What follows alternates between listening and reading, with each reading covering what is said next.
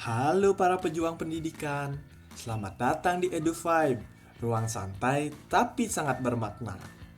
Jadi hari ini kita akan membahas sesuatu yang katanya sih menegangkan, yaitu evaluasi pembelajaran. Tapi tenang, kita nggak akan ngebahas angka-angka doang kok.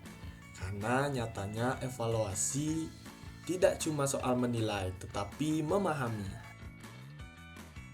Evaluasi itu bukan hanya soal ulangan harian atau angka di raport. Di balik evaluasi, ada upaya memahami siswa secara utuh. Di SD, evaluasi itu ibarat jendela, tempat kita mengintip proses belajar siswa dari berbagai sisi.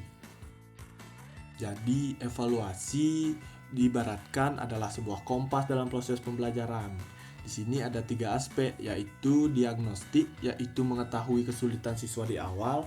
Yang kedua ada formatif, umpan balik di tengah proses. Dan sumatif, hasil akhir sebagai refleksi. Sebagai contoh, dari hasil evaluasi, guru melihat banyak siswa yang kesulitan memahami pecahan. Maka guru harus mengubah metode belajar menjadi yang lebih konkret. Evaluasi juga memiliki validitas yang bertujuan untuk membantu kita memastikan bahwa evaluasi benar-benar mengukur yang seharusnya. Ada 4 jenis validitas. Yang pertama ada isi, yaitu soal sesuai materi. Yang kedua ada konstruk, yaitu ukur keterampilan yang dimaksud. Yang ketiga ada kriteria, yaitu hasilnya sesuai dengan kata pendukung lain. Dan yang terakhir ada tampilan, soal mudah dibaca, jelas, dan menarik. Sebagai contoh, di sini soal IPA kelas 5 tentang daur air dengan gambar dan penayangan analisis, bukan hanya sekedar hafalan. Nah, sekarang saatnya kamu mendengar langsung dari narasumber yang luar biasa di podcast Edu5. Di sini kita akan membahas evaluasi nyata di ruang kelas SD, tips menyusun soal yang valid dan menyenangkan, dan refleksi pembelajaran dari lapangan. Yuk play podcastnya dan rasakan inspirasi langsung dari praktik terbaik.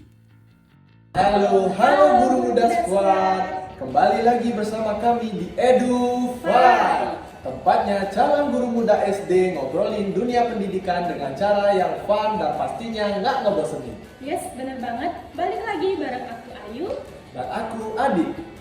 Nah, pada hari ini kita bakal membahas hal yang sangat seru, yaitu evaluasi pembelajaran. Ya, bener banget itu deh. Kadang kita mikir evaluasi itu cuma soal ngasih nilai di atas kertas. Tapi ternyata di kelas SD, evaluasi itu bisa menjadi penentu pembelajaran selanjutnya loh.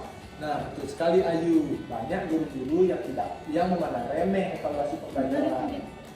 Nah, jadi pada pertemuan kali ini atau bincang-bincang santai kita kali ini, kita tidak cuma berdua. Kita akan kedatangan narasumber yang sangat luar biasa. Nah, beliau adalah seorang dosen dan juga seorang wakil dekan 3 FIP Undiksa. Beliau adalah dosen yang mengampu mata kuliah asesmen dan evaluasi pembelajaran. Nah, benar banget itu deh. Selain itu, beliau juga sangat dikenal dekat dengan mahasiswa. Selain itu, beliau juga aktif membimbing guru-guru muda. Tanpa berbasa-basi lagi, langsung kita sambut Bapak Dr. Putu Aditya Antara, SPD MPD. Selamat sore. Selamat sore. Gimana kabarnya? Ya, Halo Pak. selamat sore. Bagaimana kabarnya hari ini Bapak? Baik, luar biasa. Biasa Bapak. Terima kasih Bapak sebelumnya telah menyempatkan waktunya untuk menghadiri bincang-bincang santai kita pada sore hari ini Bapak. Ya. Sip. Nah, ini dia teman-teman narasumber kita yang sangat luar biasa yang akan menemani bincang-bincang santai kita hari ini. Nah Bapak, langsung saja kita ke bincang-bincang santainya Bapak. Oke, Adit. Oke, jadi begini Bapak untuk pertanyaan saya Bapak. Di kelas SD masih banyak yang mikir bahwa evaluasi itu hanya sekedar memberi angka Bapak. Tapi kalau menurut Bapak, bagaimana hakikat evaluasi pembelajaran yang sebenarnya di SD? Dan boleh sih Bapak kasih contoh praktik nyata di kelas, terutama saat menilai keterampilan atau sikap. Iya, betul itu. Memang salah satu cara pemberian nilai mengasesmen peserta didik kita, siswa kita, salah satunya dengan angka. Itu yang lumrah bisa dilihat, lumrah terjadi. Dengan menggunakan angka itu disebut penilaian dalam paradigma kuantitatif namanya. Jadi karena dia kuantitatif, angka dia. Namun sebuah assessment, sebuah evaluasi harusnya tidak terpaku pada paradigma kuantitatif saja, tetapi kualitatif juga. Maka dari itu sebuah assessment, evaluasi itu harus dikualitatifkan juga selain diangkat. Misalnya, kalau dia ini kan Adit menanyakan contoh tadi ya, contoh implementasi di lapangan. Jika siswa kita mendapat nilai, ada siswa kita yang mendapat nilai 90, ini rentangannya 0 sampai 10, dari skornya 0 sampai 10 ya. Ada siswa kita yang mendapat nilai 95, ada juga siswa kita yang mendapat nilai 40 gitu. Ada yang mendapat 95, tadi kalau rentangannya 10, ada yang mendapat 9,5. Kalau yang berikutnya siswa yang lain mendapat 4,5. Nah, itu ya. Jadi kan skornya 0 sampai 10.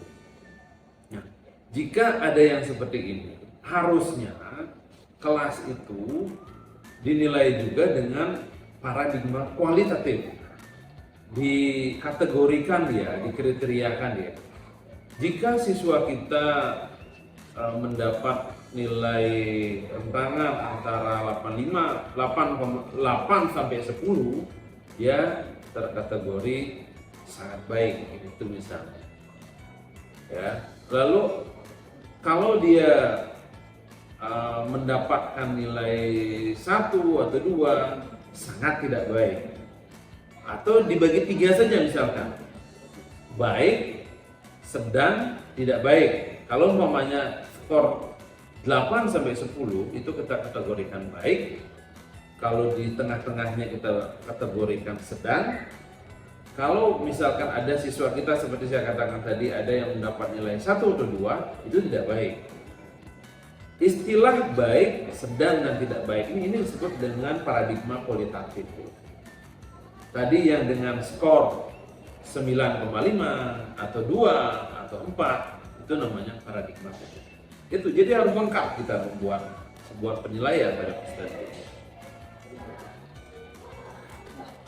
Ternyata evaluasi itu bukan soal nilai ya Pak, Bukan soal tapi lebih dari itu ya Pak. Dan ketika kita mau menentukan nilai itu juga ada seperti yang Bapak katakan tadi, ada sangat baik, ada sedang, dan sangat tidak baik. Itu ya Bapak. Baik, kalau 3 kategorinya baik, sedang, tidak baik itu nilai. Tapi kalau kita berbicara angkanya itu skor dia. Beda antara skor dengan nilai. Ya. Nah, seperti itu teman-teman. Tolong diingat ya, skor dan nilai itu berbeda. Yeah.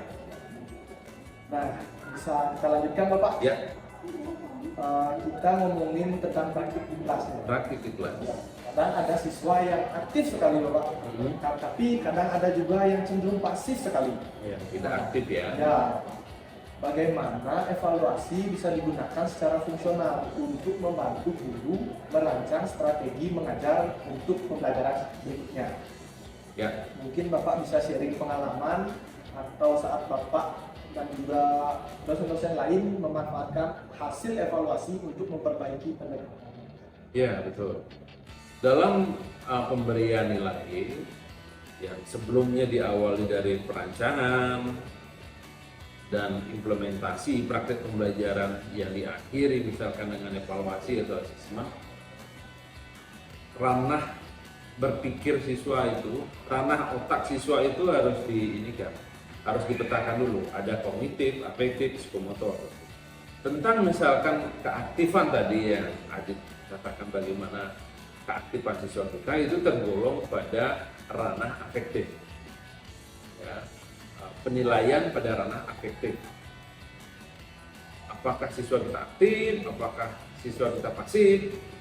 Harusnya guru tidak hanya menilai kemampuan akademik saja, tidak menilai kognitifnya saja, atau tidak menilai psikomotoriknya saja, tapi harus dinilai juga apa yang disebut dengan ranah afektif. Keaktifan itu termasuk dari ranah afektif ya, karena sikap. Dan sikap itu juga bisa kita buatkan skornya, kita bisa angkakan ya dalam skor itu. Dan tentu bisa kita kualitatifkan, berikan nilai dia. Maka dari itu caranya seorang guru harus menentukan dulu bagaimana sikap yang baik dalam proses pembelajaran.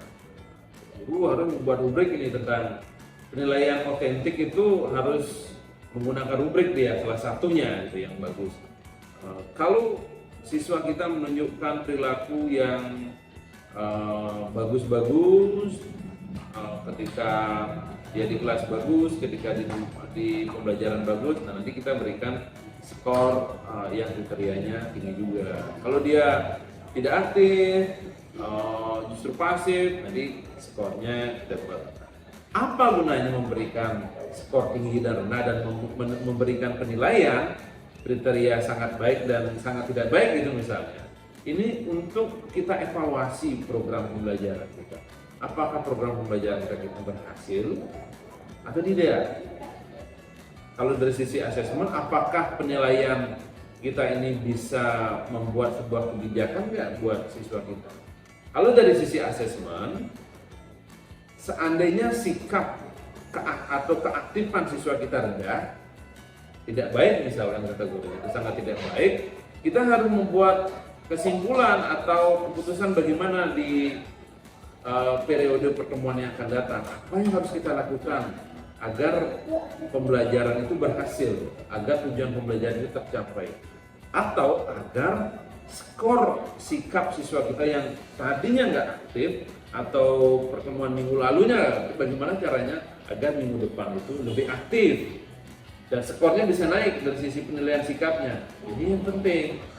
Ini yang perlu dilakukan oleh guru, tidak hanya sekedar mampu, matematikanya bagus, nggak hanya itu, tapi sikap ini bagian dari penilaian juga, pembelajaran juga.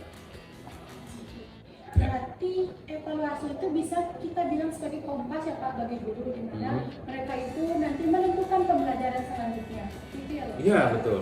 Itulah fungsi asesmen dan evaluasi, sehingga guru itu akan bagus memposisikan dirinya, apa yang akan kita lakukan, what the next gitu, apa yang selanjutnya akan dilakukan oleh guru pada kelas ini, pada siswa yang sudah bagus, bahkan yang sudah nilainya bagus misalkan sangat baik nilainya, kita harus berikan pengayaan juga, karena menurut ZPD, Zone Proximal of Development ya, yang disampaikan oleh Vygotsky itu, bahkan siswa yang baik pun harus kita stimulasi, harus kita treatment lagi agar bisa naik di zona maksimalnya. Padahal dia sudah pintar, tapi tetap kita berikan pengayaan, pembelajaran agar dia naik kemampuannya. Tetapi bagi siswa yang rendah hasil penilaiannya, pembelajaran berikutnya gimana caranya biar dia bisa naik. Nah, di situ fungsi pembelajaran, di situ fungsi asesmen dan evaluasi. Ya. Pengayaannya itu kan setiap Bapak katakan yang pintar sekalipun harus kita berikan. Iya, betul. Nah, kan di kelas ini ada nih Pak yang kadang ada yang siswanya pintar sekali, ada yang biasa. Itu pengayaannya perlu kita sesuaikan dengan siswanya atau bagaimana Pak? Iya. Pembelajaran yang baik itu harus berbasis individual. Jadi sesuai dengan karakteristik siswa kita, kemampuan siswa kita. Kalau dia bagus, potensinya bagaimana, ya kita berikan treatment pengayaan sesuai dengan kemampuan pribadi. Jangan kita menyamaratakan dengan siswa yang lain. Itu pembelajaran individual namanya. Harus seperti itu kita. Karena setiap siswa itu setiap orang itu berbeda, setiap orang itu punya potensi yang berbeda-beda, yang belum tentu boleh kita judge bahwa kalau dia nilainya tidak bagus sekarang, dia akan menjadi orang yang tidak berhasil. Nggak bisa kayak gitu. Karena potensi orang bisa berubah, kecerdasan orang berbeda-beda. Ya. Berarti dalam mengevaluasi keaktifan dan juga siswa yang pasif, kita juga perlu melakukan observasi atau pendekatan ya. Iya, harus itu.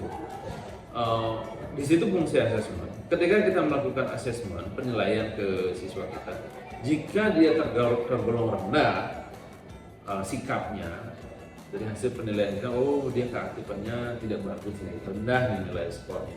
Nah, bagaimana caranya nanti di pembelajaran berikutnya agar dia tambah aktif, agar nilai keaktifannya tinggi gitu. Itu tugas guru tuh. Jangan biarkan siswa-siswa kita udah nilainya udahlah dia memang bodoh gitu, dia memang tidak ini tidak pintar, dia nggak cerdas, dia itu pelabelan itu tidak boleh dilakukan oleh orang. Siapapun siswa kita, apapun kondisinya, kita harus berikan treatment dan layanan yang terbaik. Ya. Itu dia Guru Muda Squad. Ternyata ketika kita mau buat soal itu ada tahap-tahapannya loh, tidak bisa membuatnya secara asal-asalan. Nah, itu sekali benar-benar. Nah, jadi kita akan lanjut ke pertanyaan yang terakhir. Ya. Pertanyaannya, jadi kita sering banget mendengar istilah validitas isi, konstruk, kriteria, dan tampilan. Tapi di lapangan, bagaimana sih cara kita sebagai guru SD mengimplementasikan keempat jenis validitas itu dalam penilaian data? Mungkin bisa dibantu dengan contoh praktik, Bapak, ya, waktu menyusun soal tematik atau penilaian proyek. Oke. Ya,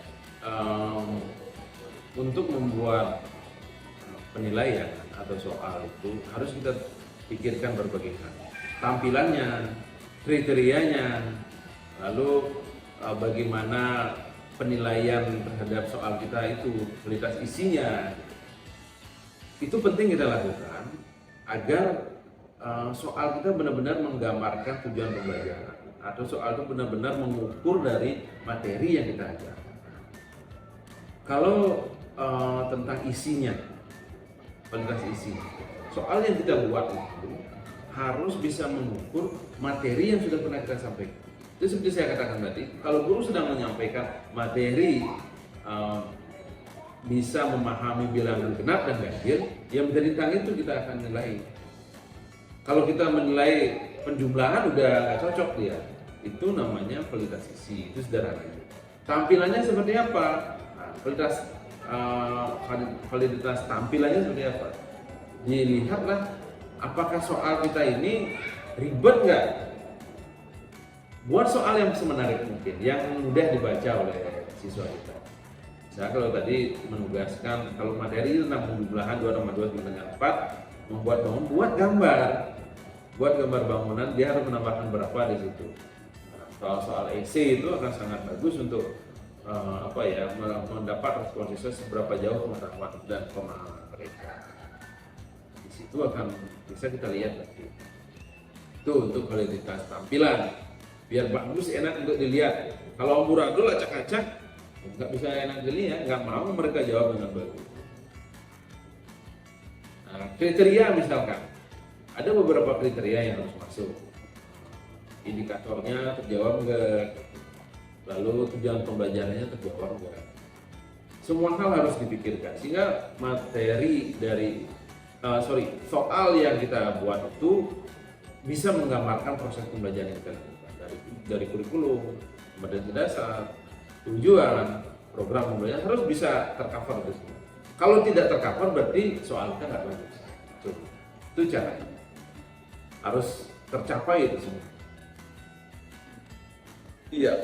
Luar biasa sekali Bapak, penjelasan Bapak tadi itu benar-benar mencerahkan kita ya, jadi pemikiran kita, apalagi kedepannya kita bakal jadi guru ya, Ya, hebat ya. Jadi validitas, evaluasi pembelajaran itu sangat penting kita pelajari, ya kan Bapak? Ya betul ya. Kita harus banyak-banyak belajar sekali bersama bintang tamu kita pada bincang-bincang santai kali ini, teman-teman. Jadi untuk selanjutnya terima kasih sekali Bapak atas insight-nya. Untuk kami ini akan menjadi bekal untuk mengevaluasi nantinya, bukan cuma menjadi formalitas. Bukan.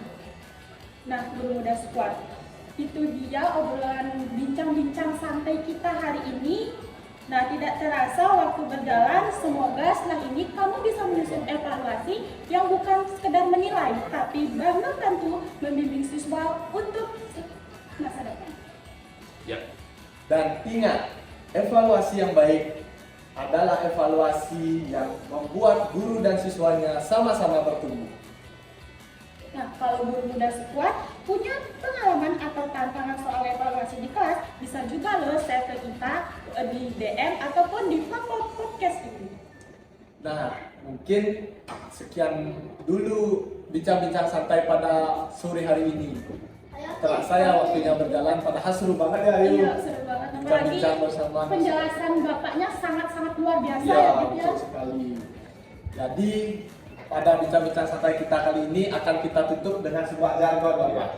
Jadi untuk jargonnya, ketika saya bilang guru muda squad, Ya. kita akan sama-sama menjawab Peace, peace, love, dream dream big. big. Oke, sip. Langsung aja Pak, kita mulai. Ya. Guru muda squad, peace, love, dream big. Baik Bapak, terima Ya. kasih Bapak. Sama-sama. Telah diberikan. Baik teman-teman, kita tutup bincang-bincang santai kita kali ini dengan menghaturkan Pramu Sakti. Om Santi Santi Santi. Assalamualaikum warahmatullahi wabarakatuh. Shalom, namo buddhaya, salam kebajikan bagi kita semua dan salam harmoni. Terima kasih Bapak. Sip, terima kasih Adit. Ayo. Terima kasih Bapak. Ya. Terima kasih banyak, Ye. Bapak.